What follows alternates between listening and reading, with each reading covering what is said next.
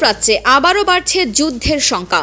যুক্তরাষ্ট্র ও ইরানের মধ্যে চলমান উত্তেজনা নতুন করে আন্তর্জাতিক অঙ্গনে উদ্বেগ তৈরি করেছে। সামরিক প্রস্তুতি, কূটনৈতিক চাপ এবং গুরুত্বপূর্ণ সমুদ্রপথ হরমুজ প্রণালীকে ঘিরে পরিস্থিতি এখন অত্যন্ত সংবেদনশীল। বিশ্বের অন্যতম গুরুত্বপূর্ণ এই জলপথ দিয়ে প্রতিদিন বিপুল পরিমাণ অপরিশোধিত তেল ও প্রাকৃতিক গ্যাস পরিবহন করা হয়। ফলে এই অঞ্চলে যে কোনো ধরনের সংঘাত শুধু মধ্যপ্রাচ্যেই সীমাবদ্ধ থাকবে না, বরং এর প্রভাব পড়তে পারে বৈশ্বিক জ্বালানি বাজার, আন্তর্জাতিক বাণিজ্য এবং বিশ্ব অর্থনীতির ওপর।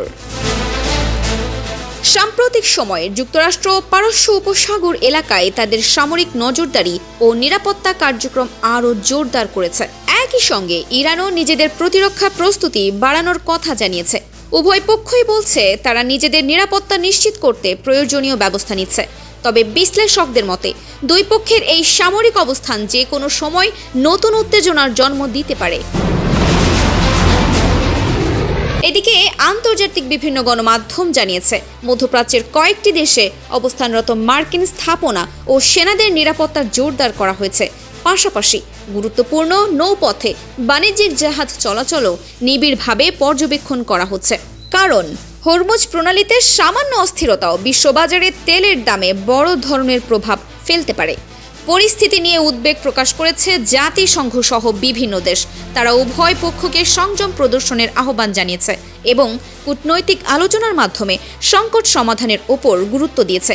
কারণ পূর্ণাঙ্গ সামরিক সংঘাত শুরু হলে শুধু মধ্যপ্রাচ্য নয়, ইউরোপ, এশিয়া এবং বিশ্বের অন্যান্য অঞ্চলেও এর অর্থনৈতিক ও নিরাপত্তাগত প্রভাব পড়তে পারে। বিশ্লেষকদের মতে বর্তমান পরিস্থিতিতে সবচেয়ে গুরুত্বপূর্ণ বিষয় হলো আগামী কয়েকদিনের কূটনৈতিক তৎপরতা। যদি আলোচনা ইতিবাচক দিকে এগোয় তাহলে উত্তেজনা কিছুটা কমতে পারে, কিন্তু নতুন কোনো সামরিক পদক্ষেপ বা পাল্টা হামলার ঘটনা ঘটলে পরিস্থিতি দ্রুত আরও জটিল হয়ে উঠতে পারে। এই মুহূর্তে পুরো বিশ্বের নজর ওয়াশিংটন এবং তেহরানের সিদ্ধান্তের দিকে।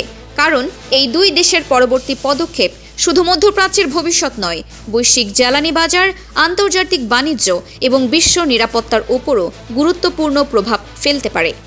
সর্বশেষ আন্তর্জাতিক আপডেট জানতে আমাদের সঙ্গেই থাকুন।